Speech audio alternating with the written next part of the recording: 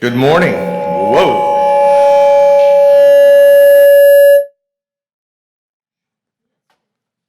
Okay, can you hear me? What about? Do we have sound back there? I think you blew the speakers. Test. We can stand and do the pledge. All right. Ms. Harrison, Chris Harrison will lead us in a Pledge of Allegiance. I pledge allegiance to the flag of the United States of America and to the republic for which it stands, one nation, under God, indivisible, with liberty and justice for all. We'll do that in the next one. Okay. You may be seated. As I was saying before, this is our reorganization meeting, so pursuant to Florida statute, I get to lead this for a few minutes. And at this time, we will move to the section for the election of the chairman, and I'll call for nominations for the chairman. Mr. Superintendent, Mr. Ingersoll. board members, I know this is a little bit different, but just the things that have been going on, changing the school district over to here, I think we've built a good momentum, and I'd like to recommend Debbie Hawley as chairwoman and just keep the way that things are, but we might have to just elect a chairwoman first, but, my suggestion would be keep a chairwoman, just keep it the same. And keep Catherine Hensley as vice chair. For continuity? Yeah, just for continuity purposes, yes. So. Okay, we have a nomination for Ms. Hawley. Any other nominations from anyone? I nominate Catherine Hensley, Okay. Chair. Okay, we have a nomination for Mrs. Hawley and for Mrs. Hensley for chair. Anyone else? All right. Let's start with Ms. Hawley. All those in favor of Ms. Hawley? Aye. Aye. Oh, no. Let me see a hand. Okay. Is we this a have- roll call, or let's do a roll call, please. Okay, I have three. Okay. Mr. Superintendent? Yes, 3 or ma'am. 4? I'm sorry. I feel as though we should move forward. I don't see any reason for us to stay where we were. I think that the board members are all adequately prepared to move forward, and so that's my opinion. I would like to nominate Catherine as chairperson and Mr. Ingersoll as vice chair. Okay, so for the chair, we just did one vote. I've had three yays, and for Mrs. Hawley, and so that's 3 votes right there. So Ms. Hawley will remain as the chair. I will now turn this the gavel back over to Ms. Hawley.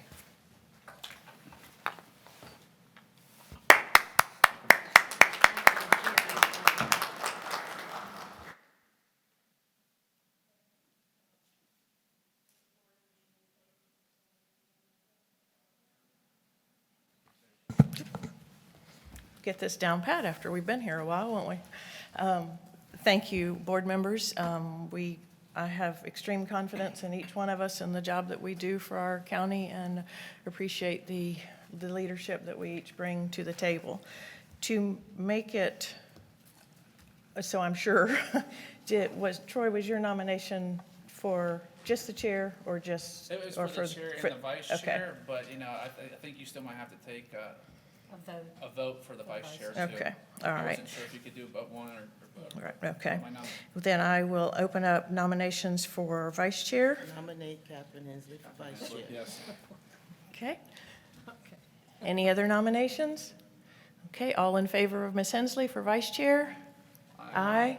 Any opposed? Motion carries unanimously. All right, the next item of business for our reorg is the appointment of members to the various committees.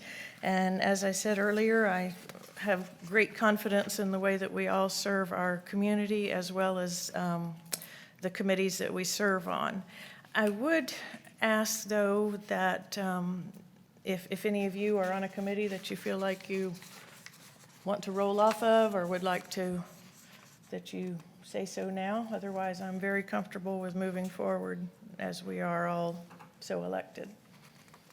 Madam Chairman, I just may need an alternate. I think it might be Carol, just to make sure, my alternate on the Land Acquisition Committee. Okay. just in case I run into time constraints. Okay. I do think we need to look at our list to make sure it is not, does not have committees on it that no longer exist. Right. But also at the chair's expediency, for those entities that do not have an alternate, we may need to wish to have an alternate, such as one of the committees I sit on is transportation.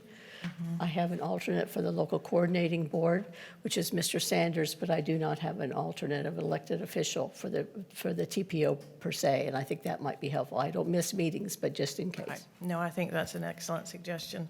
If it's all right with board members, then I will go through the list, and the ones that we just have one member on, I'll get with that person, and we'll come up with a list, and if it's all right with you all, at my discretion, I will assign alternates. The other important component of that is that if you are the member that typically goes and you see that you can't attend a meeting, please get in touch with your alternate so that they know that they need to go in your stead. Madam Chairman, I meant value board, not land acquisition. So, I mean, that value board's the time-sensitive one. Right. Okay. Position doesn't exist anymore, does No, we still meet. it? You do oversight? Yes, we met a couple months ago, so. No, actually, they got more money somewhere. I don't know where, but they got it. We want to find out where. We might can get some too, right? All right, moving forward then, we have the setting of the date, time, and place of our regular board meetings, and it is exciting to announce that we can move forward here in our brand-new boardroom. The motion would be to have one regular business meeting per month on the second Tuesday at 5 p.m. and one special work session meeting on the fourth Tuesday of the month at 9 a.m. Both of those meetings to be held here in the school board offices. Chairwoman Holly, Yes. I've had several requests and calls from community asking if we can move the second Tuesday to 1 hour later. There are people that have to work and would like to be here and enjoy our board meetings. So I am requesting 6 o'clock, moving from 5 to 6 at least for a year to see how that works out for us. Okay, is that your motion then? Yes, ma'am. Okay. Do I have a second for that motion, and then we can entertain discussion? Moving it to 10? No, just from 5 to 6. She meant the second Tuesday. The second Yeah. Tuesday is what I said. Mhm. I'll second. Okay, so we have a second. Okay, and the motion, to reiterate, is to move the business meeting, which normally had happened at 5 p.m. on the second Tuesday, to 6 p.m. on the second Tuesday. Open discussion, and Dr. Mills, you alluded to the fact The that you reason have why. been okay. Any other board members want to weigh in, or? Madam Chair, I've also heard that in the community, many people work till 5:30, and they feel as though by the time they get here and get through the traffic, which we know what the traffic is like. So I think we could look at that. I mean, it would be also the superintendent and staff and how that would play out, because that's very important as well. But just, I have had people mention to me, well, you know, why are you having it at that time? People are working. So we want to always look as though, you know, transparent, and that we do want the community to come here, not that we want to lock people out because they may not get this channel at home and be able to watch it on their TV. Exactly. Superintendent Gent, staff-wise, and I realize, you know, we are here for the community. Right, we'll serve at the pleasure of the board, so that'll be a board decision. We'll adjust to whatever that would be. I know that most start at 5 across the state, and, you know, but that's up to the board. We'll adjust whatever we need to do. Mr. Ingersoll, do you have a thought? Because we want to try this out, are we going to evaluate it by taking the attendance of the board meetings to find out how many more people show up? Because the whole point of to move it back was, number one, we had more student participation. It was easier for students to stay after school and get here. You know, if you notice, a lot of our schools are at 3:30, and then they just stay after school and take a bus here. or some other things too, our middle school bands and stuff play. So that was one of the reasons. And then the other reason was because of staff too. So I don't mind moving it, but at the same time, I just don't want to move it and say it's for the community and still have no community show up. And it puts more stress on people that shouldn't, that could be doing other things, particularly spending time with their family. Because, a lot of us do work as elected officials. We get paid to do this, to do work at nights and go to activities and be on groups to do this. But, people that are on salary, they show up at 7 o'clock in the morning. Principals show up at 6:30, I agree with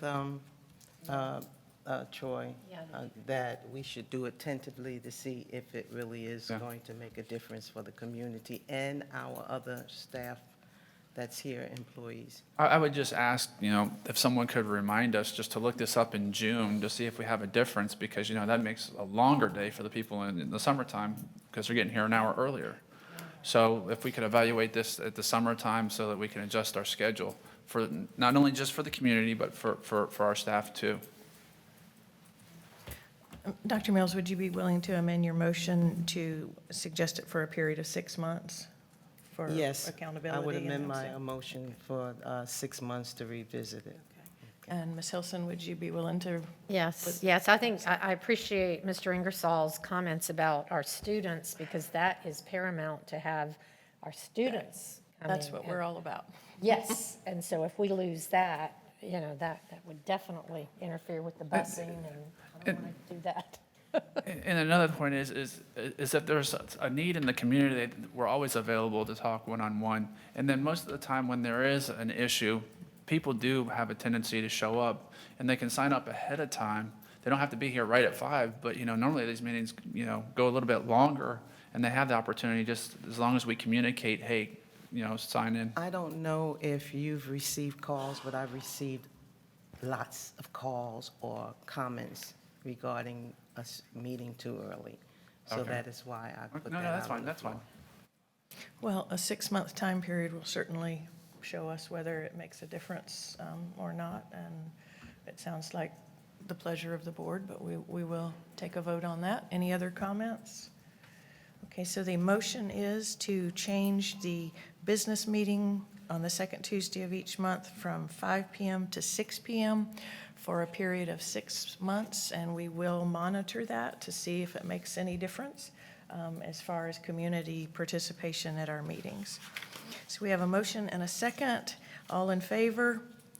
Aye. Any opposed? Motion carries 5-0. I don't know, has publication been put out for our December meeting? Because that's a change of schedule. Do we want to start in December or January? December's a tough month. People have so much going on. I would recommend it to January 1, okay. So our first business meeting in January will be reflected to start at 6 p.m. Okay. Next item is the renewal of the contract for our school board attorney, Mr. Harrell. I will entertain a motion to, Madam Chair, as Mr. Harrell is the, I was going to say senior person in the state, but he is held in such high esteem across the state and beyond, I am very pleased to recommend a continuation of his contract. hear I that second the guru. a motion and second. Any conversation? All in favor? Aye. Any opposed? Motion is resoundingly in favor. Mr. Harrell, we cannot thank you enough for what you do for the members of this board. 24/7, you are taking calls from us or letters or anxiety-ridden questions, and we do appreciate you so much. You bring just such a quiet, steady presence to our board, and we appreciate that. It's our pleasure to welcome you back. All right, we have no other business for our organizational meeting, so that meeting is adjourned.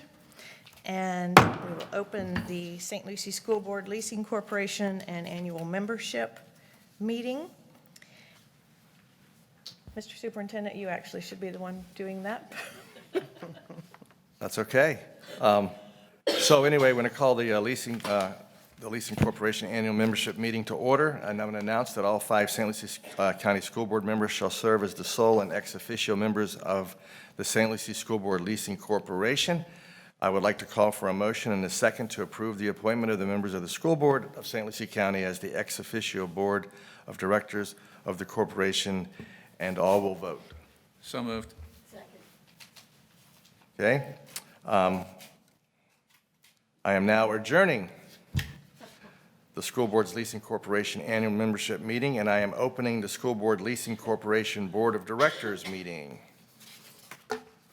Call for a motion and a second to name the chairman of the School Board of the St. Lucie County as the ex officio chairman of the Board of Directors of the corporation, and the vice chairman of the School Board of St. Lucie County as the ex officio vice chairman of the Board of Directors of the corporation. So moved. Okay. I will now ask for a motion and a second to name the chairman of the Board of Directors as the ex. Will we get a vote? Aye. All in favor? Okay. Now ask for a motion and a second to name the chairman of the Board of Directors as the ex officio president of the corporation, the vice chairman of the Board of Directors as the ex officio vice president of the corporation, and the secretary of the School Board of St. Lucie County as the ex officio secretary treasurer of the corporation. So moved. Second. All in favor? Aye. Passes. I now am adjourning the meeting of the St. Lucie School Board Leasing Corporation Board of Directors meeting. Adjourned. All right. And we will now open the regular meeting of the School Board of St. Lucie County.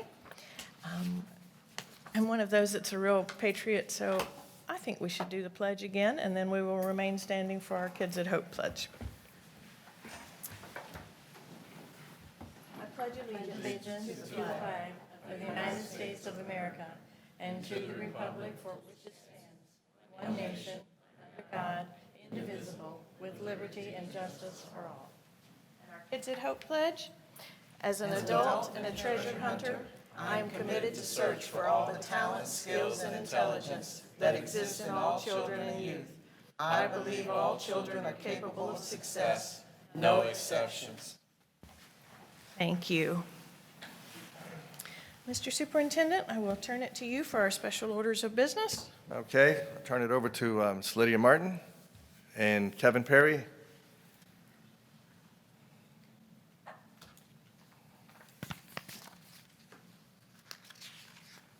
Good morning, Madam Chair, School Board members, Mr. Gent.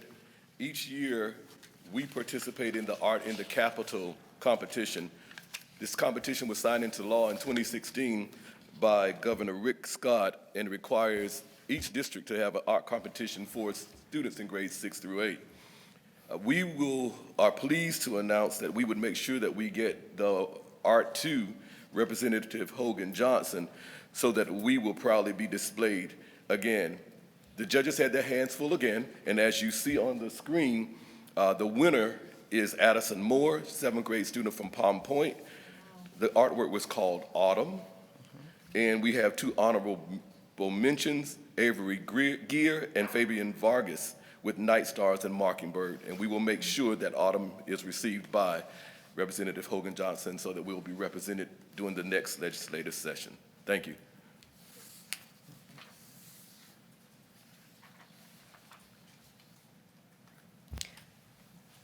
Okay. No other special orders of business. Thank you, Dr. Perry, for ensuring that. And wow, those are fabulous works of art. Every year I'm astounded at the talent that our students have in the various art departments, but they are beautiful. Please convey that to each of those students for us. Okay, we now have our CTA report. Mr. Freeland, welcome to the podium. Thank you, Madam Chair. School board members and Superintendent Gent, good morning. This is my first trip to this boardroom to do this, and I wished I had more to say, but I'm just going to do a really quick report this morning, but I'll have another opportunity to stand up here and articulate lots of words at some point.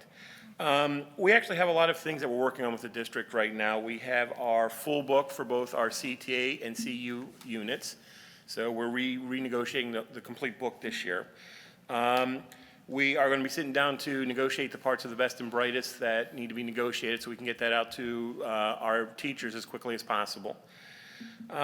We are very proud of this, but it's a lot of work. We're actually starting the ProTech, our third unit contract, from scratch. And I'm excited because it's the first time I've ever done a contract from scratch. And we are also meeting to continue, in years past, we worked on the teacher evaluation system for our non-classroom teachers to make it match more aligned with what their actual roles are, and we did that for the school psychologist, and we're now working on that with the media specialist. And we have met with the school district people on each of these at least once, and we have meetings scheduled. So hopefully in the upcoming meetings, I'll have more news to report on the progress of those, but at this point, we're happy with where we're going and the meetings that we've had. We're also working through what we consider to be an unusually large number of grievances and arbitrations, but we've met with people from the district to work through that, and I've met with several of the board members. I want to thank you for your time in meeting with me to allow me to share my concerns, and I'll be reaching out to those members who I have not had a chance to talk to yet, just to share our concerns, the union's concerns with the number of grievances that we've got going right now. The only other thing I want to say is that we have a lot of, I guess you'd call them actions coming up that we want to take during the legislative session. We work together very well with the school board, the school district, and community to get a much-needed referendum passed. There's a lot of work, but we did that well. We really want to affect some changes at the state level. We want schools to be properly funded. We want local control of our schools to be honored. I mean, we have a duly elected school board who we think, as a union, are in the best position to really meet the needs of the community here. And as we go forward with our actions, we certainly will be reaching out to you to invite you to participate in some of those, and we hope we can count on you to participate in those that you feel comfortable participating in. And other than that, that's really the report I have at this point. So thank you for your time, and love the new boardroom. Thank you. Thank you. We appreciate your report. Anyone here from CWA? Okay, seeing none, we will then move on to the consent agenda. Board members, I would entertain a motion to accept the consent agenda as presented and printed. So moved. A motion, do I have a second? Second. Thank you, Mr. Ingersoll. All in favor? Aye. Any opposed? Motion carries 5-0. Mr. Superintendent, we have your recommendation? Yeah, before I do that, what I'd like to do is, one of the items, item number 9.1 was the 5-year capital work plan, and I had wanted that to be presented to the board at a work session, but that did not occur. So if the board's pleasure, and the chairman, if we could have Marty come up and just give Marty and Michelle, just to give a brief presentation on that, because I think that's important, that the board understands it, and then in the future, we'll make sure that we workshop that for the school board, if that's okay. Any objections, board members? Okay. Welcome, morning. Mr. Sanders. I'm the presenter of this because I work with both business services, the COO, and maintenance at combining the work plan that's really developed by that core group and putting it in the state system. So this is a compliance issue. The Florida Statutes 1013-35 requires that we do a 5-year work plan. And the first year has to be a complete and balanced work plan. And then we have to look at the educational needs of the students from a capacity perspective and a maintenance perspective. Here's the statute. Again, it says that we have to look at 3 periods, both a 5-year plan, a 10-year plan, and a 20-year periods. And then we have to look at the community needs and coordinate with local government as well. Again, these plans have different levels of detail. The first year is a detailed budget that we use as our capital budget. For the current year, we have to use the state-approved estimates of capital outlay, FTE or COFTE.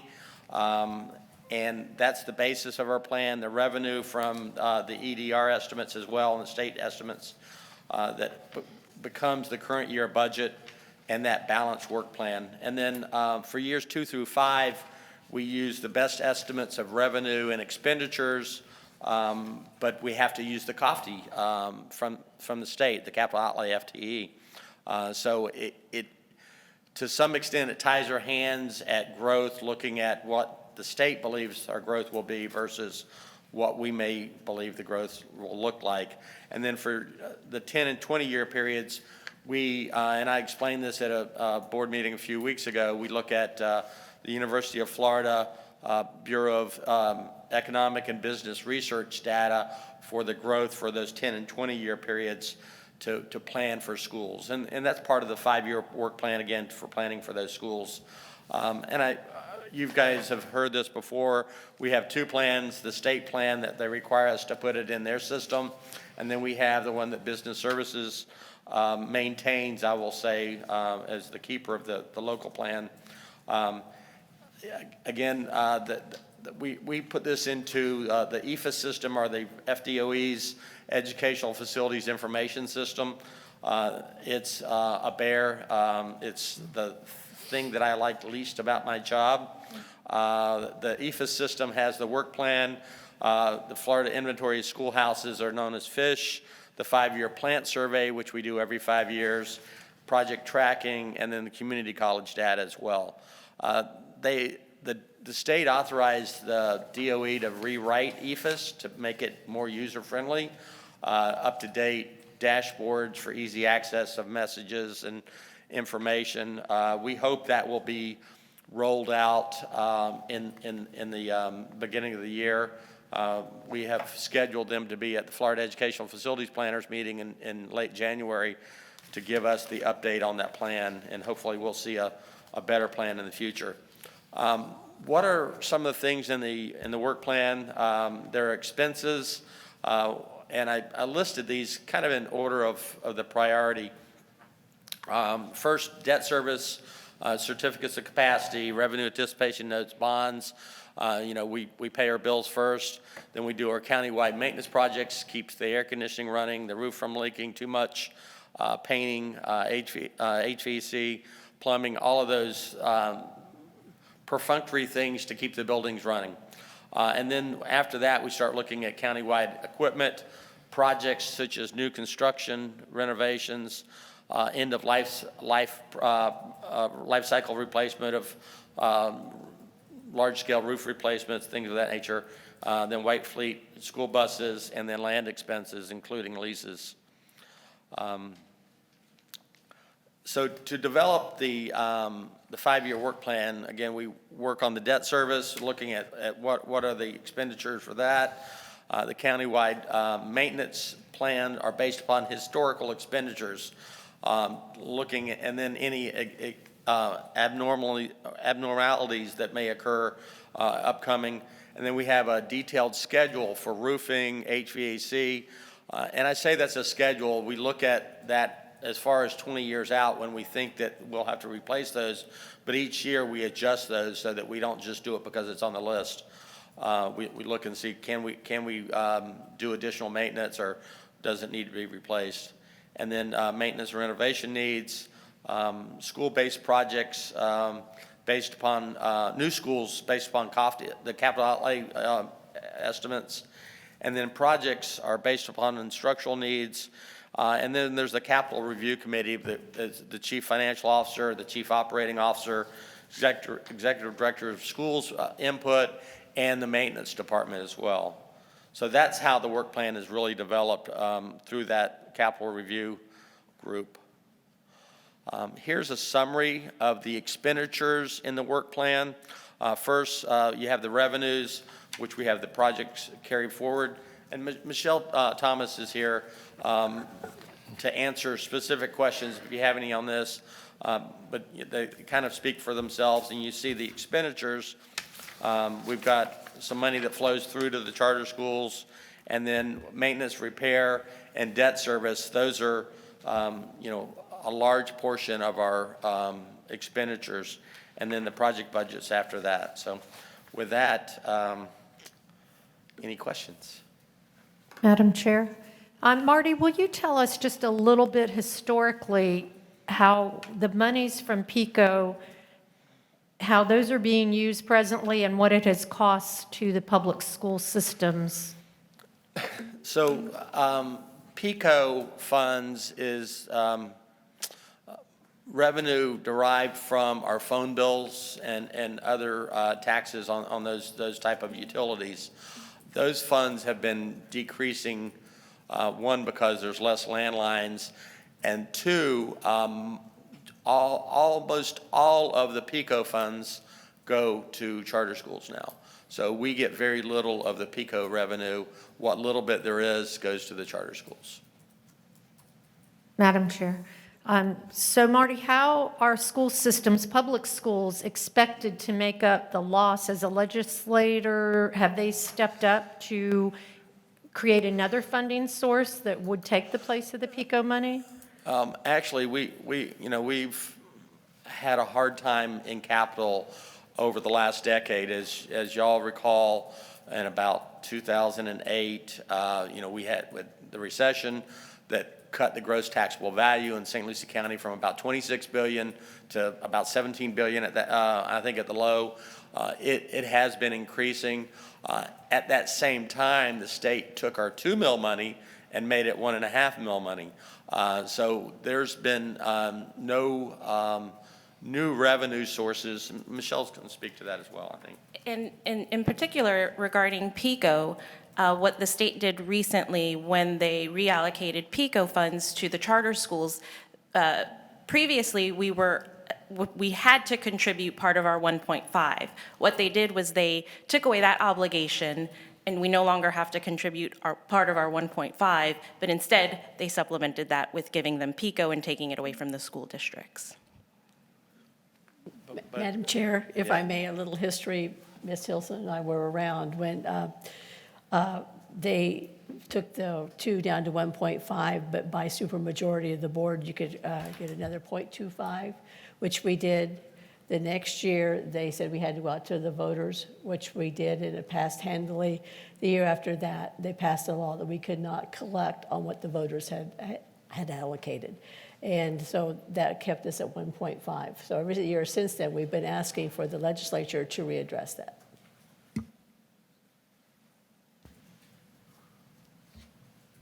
Any other questions of? Sitting here playing with the computer. Madam Chairman, I just want to thank Mr. Sanders for going over his report. And Mr. Superintendent, I just need to sit down a few minutes and just go over it in depth a little bit more. I sat a little bit earlier before the meeting and talked to Mr. Sanders, and need to direct some other questions other way that doesn't necessarily need to take up this time. Any others? Thank you, Mr. Sanders and Ms. Thomas. Okay, I recommend the board approve the consent agenda as submitted. Okay, board members, are there any items that you wish to remove from the consent agenda for separate vote or separate discussion? Seeing none, I'll entertain a motion to accept the superintendent's recommendation for approval. So move to accept it. Thank you. We have a motion and a second. All in favor? Aye. Any opposed? Motion carries unanimously. And we now move to the superintendent's comments. Thank you. I'm going to make a couple of comments as I'm doing it. I'm going to ask John Ferguson to come on up, and John's going to make a brief presentation. Even though it's thick, kind of thick, John will keep his remarks, Mr. Ferguson, very, very brief. And but while he's coming up, I do want to just announce a couple of things. The board was aware, we want to congratulate our HR department and our entire district for Best Places to Work for the 3rd year in a row.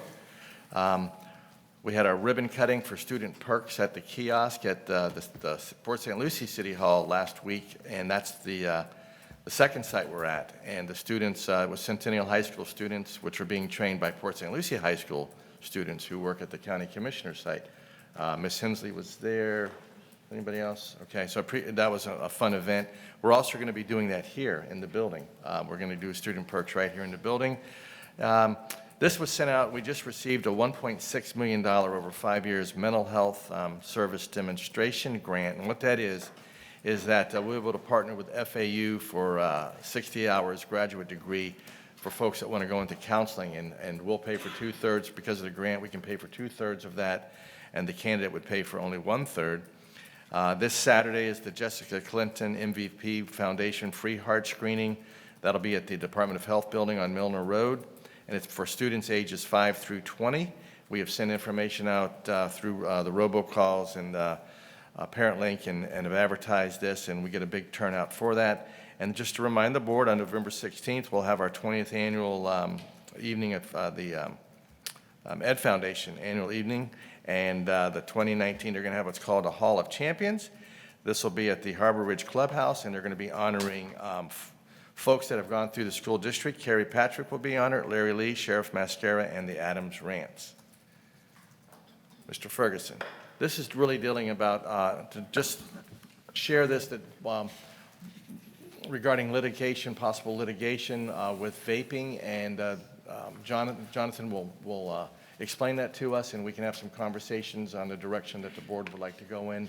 And there'll be no action taken today at all, but it's just kind of information. This is many school boards across the state are receiving this information. So since we don't have a workshop this month because of the holiday, Thanksgiving week off, I thought it'd be important just for the board to hear it, and we can talk more about it today as well. And then if the board chooses to go in a direction of some kind of a formal vote, we could do that at the beginning in December.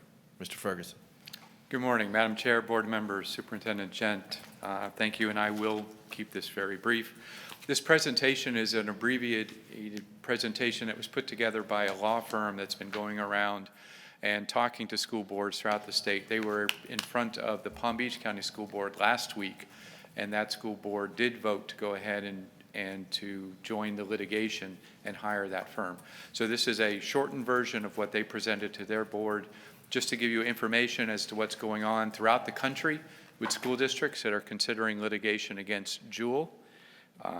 So to start with, there was a campaign, obviously, to reduce smoking among young people that was quite successful over the years, and it had reduced the cigarette use among children to the levels that you can see on the graph until Joule came along.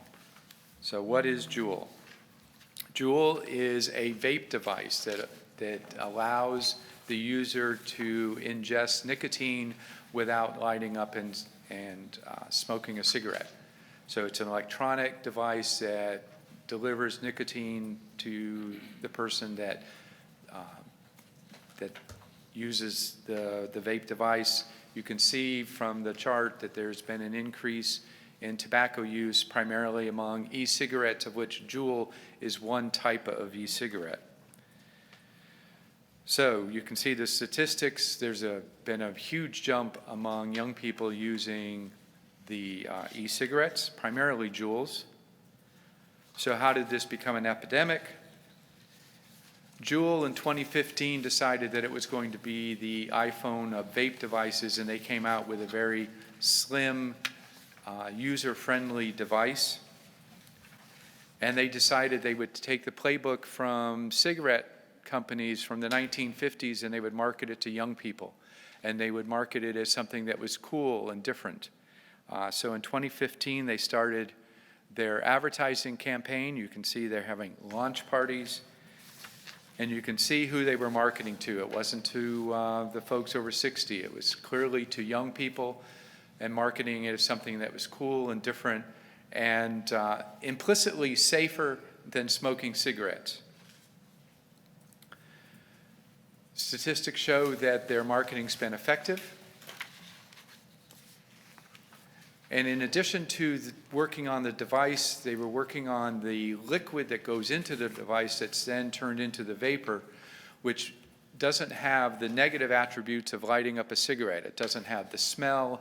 It doesn't have the harsh taste. Not that I've ever smoked, so I can't tell from personal experience, but from what I've been told. And they have flavors, so they made it more acceptable among the users.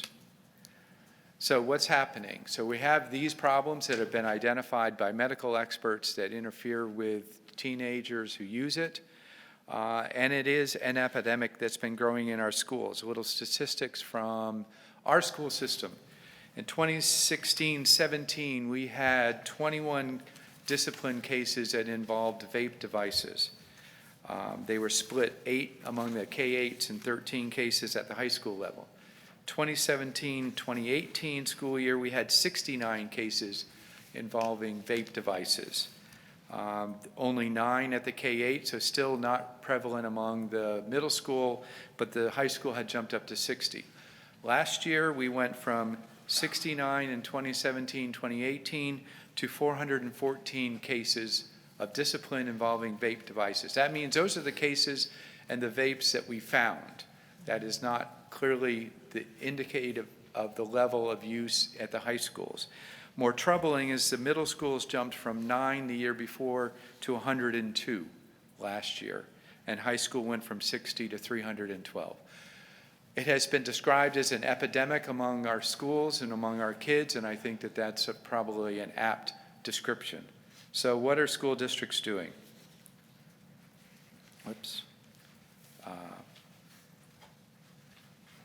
The problem is that the Joule devices are easy to hide.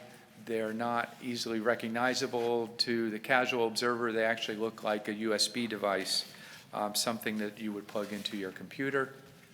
So the impact on schools, obviously you can see it's having an increase in discipline cases. That takes resources. That takes the deans and the assistant principals and filling out paperwork and folks reviewing it, and then having to deal with the discipline that the kids have to go through, whether it's they're placed in alternative schools or in-school suspension, out-of-school suspension. It has an impact on their education, on their ability to learn, and it has an impact on the schools. So there's a question as to whether it's also having an economic damage on the school systems by increasing the resources that are having to be devoted to it. And that's an open question. We do not have a number that would have to be explored and looked at to see if there are damages that we can quantify that would make going forward with a lawsuit make sense. The attorneys that are promoting the lawsuit are doing it based on a public nuisance model that they used for the tobacco cases, which you are all familiar with. They are also using them in the opioid cases that the cities and counties are filing throughout the country, again, because of the impact on public services and the need to address those that aren't being addressed by the manufacturers of those instruments. So for Joule, it would be a similar model. As I said, the Palm Beach School District has voted to go ahead and file suit. Miami-Dade is seriously considering it. There's probably been at least half a dozen school districts throughout the country that have filed suit. It is not a class suit. These are individual lawsuits. So each individual school district is filing suit against Joule specifically, the specific manufacturer of that one specific device, because by their own admission, they have 80% of the market for e-cigarettes. So if we went forward with litigation, it would be the St. Lucie County School District versus Joule individually. That being said, this is the type of litigation that once it gets momentum and you start to have hundreds of cases, what they usually do is then consolidate them into a single federal court that oversees all of the cases. So they end up being similar to a class suit. So we would simply eventually be joining other school districts that are of like mind. The law firm is promoting the fact that there is no risk and no upfront cost to the school district. The law firm is a consortium of firms, a firm out of Winter Park, Florida, another firm that I believe is out of Kansas City that is used to these sort of multi-jurisdictional massive lawsuits. They would upfront all of the expenses, that they would have no attorney fees unless they prevailed and recovered damages, of which they would then get a contingency, and I believe the Palm Beach School District, and I believe it's by statute, they would be limited to 25% of the recovery, whether that's by settlement or through trial and an award of damages. So they are promoting this, as the superintendent said, to all of the school districts in Florida. All the school board attorneys, Mr. Harrell included, received a packet of information from the law firm, including the PowerPoint that I just went through very briefly.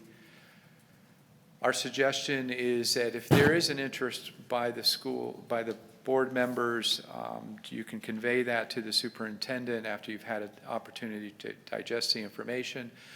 And if there is an interest, we will reach out to the law firm to come in and talk to staff to get more details as to what it would involve from a staff standpoint to participate in the litigation, then we can report back to the board. And at a future meeting, if the board wanted to move forward, we would ask you to take formal action. So, if there's any questions? Board members, questions? Yes, ma'am. Ms. Hensley? Not a question. We thought we had this bag. We spent 2 weeks writing a grant for the full court press regarding tobacco years ago with the health department and stuff. I think Dr. Mills, you guys were a part of organizing the SWAT teams that went to the different schools. We really changed the matrix. Kids went in and requested municipalities and counties to change ordinances, which they did. So anytime anything comes out that's got a cotton candy flavor, you cannot tell me you're not marketing it to a brain that is a 12-year-old, or I think between 12 and 15. Once you start smoking, between 12 and 15, it's very, very difficult to ever stop. And so when they do come out and say they really weren't marketing to kids, but the flavors they put out there, and that's a lifelong health issue that we will have to address if we don't address something now. Madam Chair, Dr. Mills? one of the areas I didn't hear you mention much is the health effect that is going on now. I know there are some people that was vaping and their lungs, young people, have collapsed on them, type of thing. So do you know anything about that, a little bit more that you can maybe bring out to us? The medical information is still unknown as to the long-term effects of vaping. What they do know is that typically the amount of nicotine in their proprietary liquids that they're using in the vapes is more concentrated than smoking a cigarette. So that has that effect. Nicotine is addictive. There is an increase of students who start vaping who then go to regular cigarettes. So you do have those known medical risks. The jury is still out as to what the long-term risks and damage to the general public is going to be. But yes, there's some very troubling anecdotal information out there that vaping has risks that no one knows about yet because it's such a new Okay.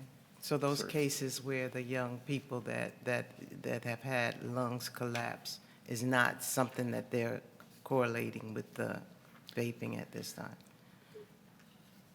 there's a correlation, but they're still not sure of the causation. Okay. But there is a strong suspicion and a strong likelihood that it is related to vaping. They just don't know how yet. There's not been enough research. It's such a new phenomena, and it's still evolving. And then there's the spin-off issue in that you have the delivery device, which is an electronic device, and then there are liquids that Joule sells to put into the device that contain nicotine. However, there are third parties that are producing the cartridges that go in the device that have who knows what type of liquid, and not only is it nicotine, but there's a strong prevalence of THC products.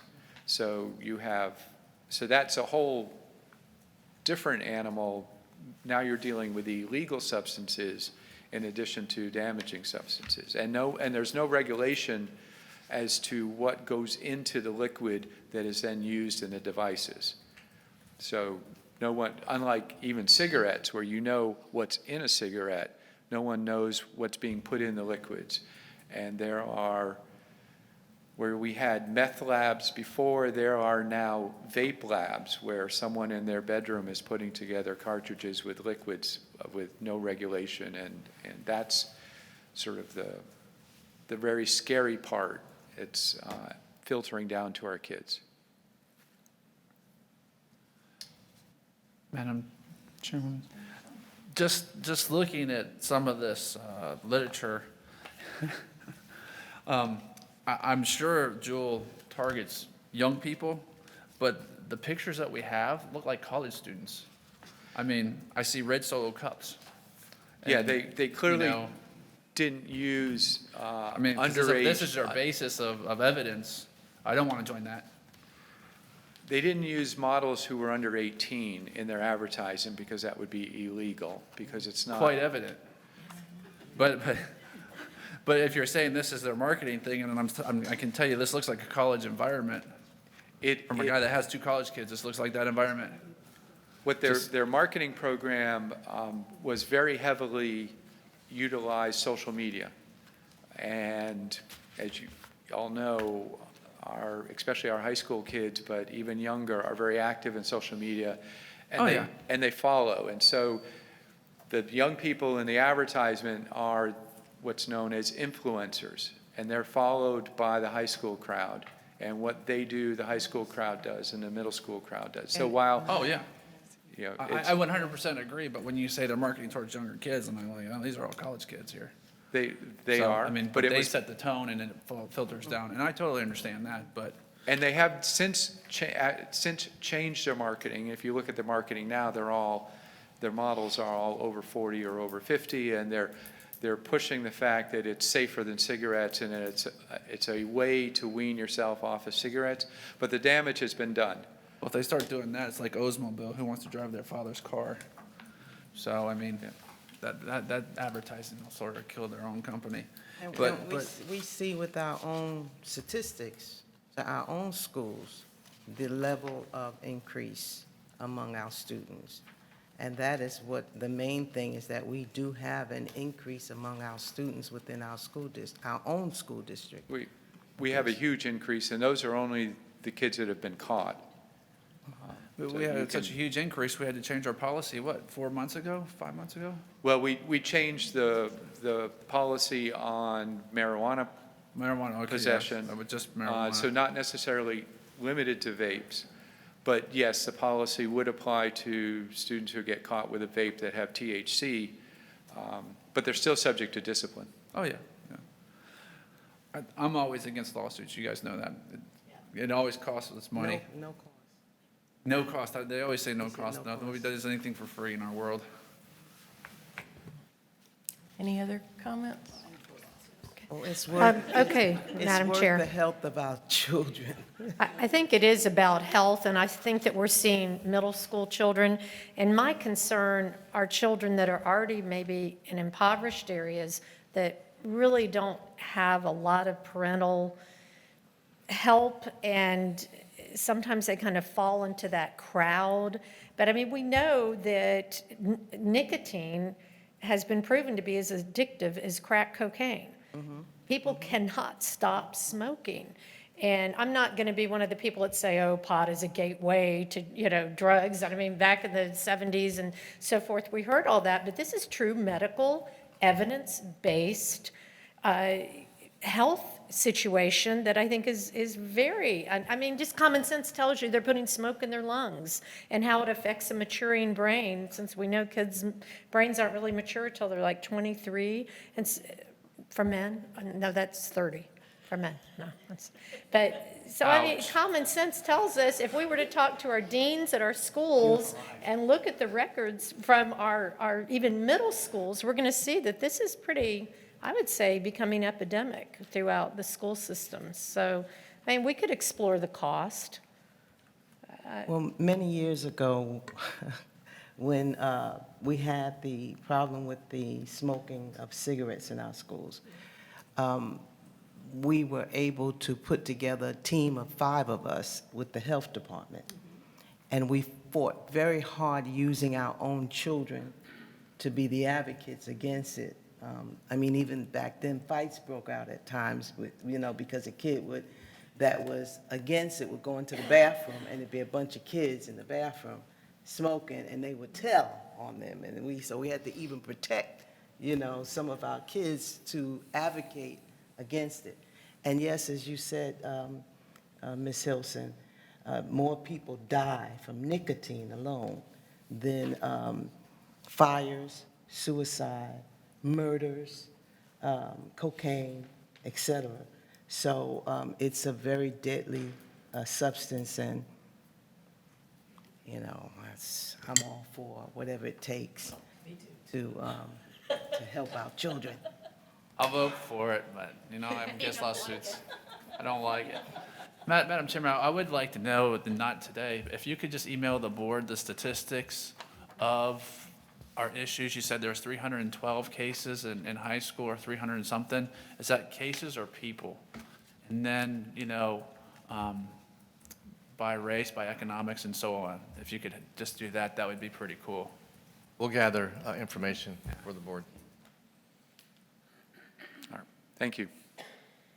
So reading the tea leaves here and seeing what the comments from the board, I'm also going to do research on the developing brain for males. But If I may, we'll come back. Mr. Superintendent, there was a reason why the founding fathers said you had to be 35 to run for president, and the justification was that's when men are mature. Uh-oh, watch it. Well, then Dr. Prince has met that threshold because today's his birthday. 35, right, today? Happy birthday. Anyway, we'll come back with, at the next meeting with an item for the board to vote on with that. So I appreciate you allowing Jonathan, Mr. Ferguson to present. He did a great job with that presentation. That concludes my remarks. Thank you, Mr. Superintendent. Mr. Harrell, any report? Okay, thank you. We will move then to school board member reports, and our first item under that is under the new regulations. We need to ask for public comment from anyone that might wish to address.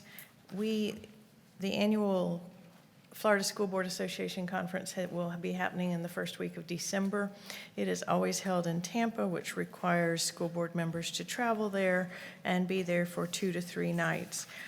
It is a joint meeting with all of the other school board associated committees throughout the state of Florida, and also an opportunity for professional development and training. Are there any in the audience that wish to address this proposed expense? Seeing none, I would ask for a motion to approve this travel and documentation that it is pertinent to the public's best interest for school board members to attend this conference. So moved. Ms. Hawley, second it. Thank you. So we have a motion and a second. All in favor? Aye. Any opposed? Motion carries 5-0. We'll move to the component of our board member reports, and Mr. Ingersoll, we'll begin with you. No report. Dr. Mills? Happy holidays to all, and happy birthday, Dr. Prince. My son's birthday is today as well. Have safe travels, and wherever you're going and whatever you're doing out there, stay safe, and that's the conclusion of my comments. Ms. Hilson? No report. Ms. Hensley? I hardly know where to start. Okay. We had the privilege of spending a couple of days in Tallahassee. We met with it's a small group, the Florida Children's Council, and so department heads and elected officials come to us. So we had a meeting with the Office of Early Learning, Healthy Families, Department of Children and Families, the Mental Health and Drug Treatment Coordinator for the Department of Children and Families, as well as some of the Chancellor for Innovation from the Department of Education, Mr. Eric Hall. Very affable. It was suggested that if he is indeed in charge of innovation, maybe they would look at being innovative in certain ways, and suggested that redundant paperwork, especially when it comes to reports for safety and security, were unnecessary. We were reminded that the technology in Tallahassee is very outdated, 20 to 30 years old, and so departments don't speak to each other through their technology. And that the reason they did the redundant paperwork was because of some charter schools, which I was reminded him that, but that was not us. And that all the paperwork took people away from the job that they were hired to do. And that I would appreciate if he would look into other parts of Department of Education and indeed come up with innovative ways to meet the description of his job. But we did have a lot of entities that came and talked to us regarding what their priorities are with mental health, with of early learning, a variety of entities with early learning, and with the need for flexibility within funding, the need for the Rest and Brightest to be looked at more carefully. The fact that the governor's budget talks about new teacher salaries, which is fine, but what does that do for every other teacher in the state that's been here for longer than 1 year? Gave them the amount of money that we would be asking for, which would be about $9,000 per teacher across the state. It was met with some significant gulps. But it was an opportunity to have somebody sitting in front of you without, as you know, I don't have many guards on what I say anyway, but with being able to actually talk to them about why they're doing what they're doing, or how can we help them do something different. How can we advocate for your department when you have been told you're not allowed to advocate for your department? So it was a very time-consuming 2 days, but it's very energizing. And sometimes you get to know these people that are really good people in very important positions who may not have the context that makes them be most efficient. Hensley? Just to add to, on behalf of the board, to wish everyone in this month of Thanksgiving a very peaceful and blessed time with your family and friends. Look forward to coming back in December. It'll be a short month and a harried month, but we'll have a lot of opportunity to interact. And as Superintendent mentioned, the Ed Foundation Gala is coming up on the 16th, and I hope to see all of you there in your flapper costumes, because I hear it's a themed costume this year. So we look forward to that. Mr. Superintendent, did you have something else? Yeah, just wanted, it's a kind of an intimate audience here today, and last week was a very historical event with our ribbon cutting in the opening, and I thought it was a fantastic ceremony and reflected so well on the school district. And the folks that made that happen, a couple of them are in the back there. It's almost, what's that game show? No, it's not on anymore. Make a deal. Yeah, whatever the one is, yeah. It's like that where you call the banker.